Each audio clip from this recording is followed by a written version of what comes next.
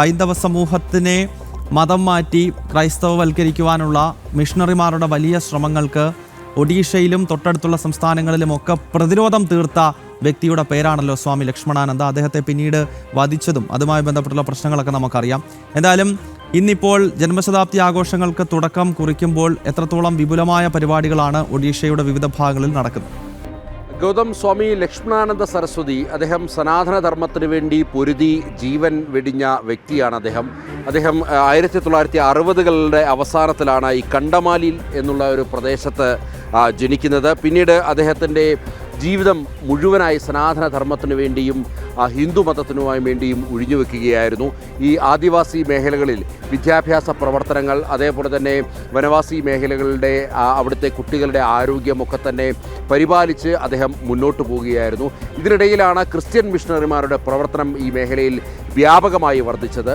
അത് അദ്ദേഹം കൃത്യമായി തന്നെ അതിനെ എതിർത്തിരുന്നു. അതായത് ക്രിസ്ത്യൻ മിഷണറിമാർ ഇത്തരത്തിൽ പണവും അതേപോലെ തന്നെ ആഹാരവും നൽകി നടത്തുന്ന മതപരിവർത്തനത്തെ അദ്ദേഹം എതിർത്തുകൊണ്ട് ഈ വനവാസി മേഖലയിലുള്ളവർക്ക് തൊഴിലും ആഹാരവും ഒക്കെ നൽകിക്കൊണ്ട് സനാതനധർമ്മത്തിലേക്ക് മടക്കി കൊണ്ടുവരുന്ന ഒരു സ്ഥിതി, അല്ലെങ്കിൽ അത് നിരന്തരം തുടർന്നു പോരുന്നു. എന്നാൽ ഇതിൽ കൃത്യമായി കണ്ണുകടി പൂണ്ട ക്രിസ്ത്യൻ മിഷണറിമാർ അദ്ദേഹത്തെ ഏതു തരത്തിലും തുരത്തണമെന്നുള്ളതായിരുന്നു കരുതിയിരുന്നത്. 2008 അദ്ദേഹത്തിൻ്റെ ആശ്രമത്തിലെത്തി കൊലപ്പെടുത്തുന്നത്. ജലേഷ്പേട്ട് ആശ്രമത്തിലെത്തി ആയുധധാരികളായിട്ടുള്ള ആൾക്കാർ അദ്ദേഹത്തെയും 4 അനുയായികളെയും വെടിവെച്ച് കൊലപ്പെടുത്തുകയായിരുന്നു. തുടർന്ന് ഒഡീഷയിലും പരിസര പ്രദേശങ്ങളിലുമൊക്കെ തന്നെ വലിയ രീതിയിലുള്ള സംഘർഷങ്ങൾ ഇതുമായി ബന്ധപ്പെട്ട് ഉടലെടുത്തിരുന്നു. പിന്നീട് ഇദ്ദേഹത്തെ കൊലപ്പെടുത്തിയതിൻ്റെ ഉത്തരവാദിത്തം മാവോയിസ്റ്റ് സംഘടന ഏറ്റെടുത്തിരുന്നു. എന്നാൽ മാവോയിസ്റ്റുകളല്ല, മറിച്ച് ക്രിസ്ത്യൻ മിഷണറീസ് തന്നെയാണ് ഈ കൊലപാതകത്തിന് പിന്നിലെന്ന് അന്ന് തന്നെ ആരോപണം ഉയർന്നിരുന്നു. അന്ന് ഭരിച്ചിരുന്ന സർക്കാരുകൾ എന്നാൽ അതിനെ വേണ്ട വിധത്തിൽ കൈകാര്യം ചെയ്തിരുന്നില്ല എന്നുള്ളതാണ് യാഥാർത്ഥ്യം.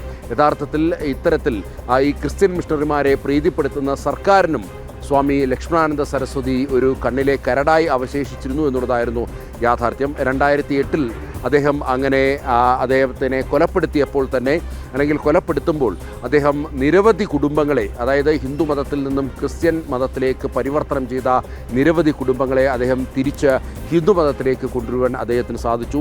സനാതനധർമ്മത്തിന് ഒട്ടനവധി സംഭാവനകൾ നൽകിയ വ്യക്തിയാണ്. ഇതിൻ്റെ പശ്ചാത്തലത്തിലാണ് ഇന്നിപ്പോൾ ഒഡീഷയിൽ അദ്ദേഹത്തിൻ്റെ ജന്മവാർഷികം വളരെ സമഗ്രമായി ആഘോഷിക്കാൻ തീരുമാനിച്ചത്. വിശ്വ ഹിന്ദു പരിഷത്തിൻ്റെയും അതേപോലെ തന്നെ വിവിധ സംഘപരിവാർ പ്രസ്ഥാനങ്ങളുടെയും നേതൃത്വത്തിൽ ഒഡീഷയിൽ ഉടനീളം ഈ ജന്മവാർഷികം വളരെ സമുചിതമായി തന്നെ ആഘോഷിക്കുകയാണ്. ഇതുമായി ബന്ധപ്പെട്ട് സനാതന സദസ്സുകൾ സംഘടിപ്പിക്കുന്നു. അതേപോലെ തന്നെ മറ്റ് ഈ ആഘോഷവുമായി ബന്ധപ്പെട്ടുള്ള കാരുണ്യ പ്രവർത്തനങ്ങളും മറ്റും ഒഡീഷയിൽ നടക്കുന്നു. അതേപോലെ തന്നെ വിവിധ ഇടങ്ങളിൽ സേവന പ്രവർത്തനങ്ങൾ നടത്തുന്നു. അങ്ങനെ വളരെ സമഗ്രമായി തന്നെയാണ് ഈ സ്വാമി ലക്ഷ്മണാനന്ദയുടെ ജന്മവാർഷികം ഒഡീഷയിൽ ഇന്നിപ്പോൾ കൊണ്ടാടുന്നത്.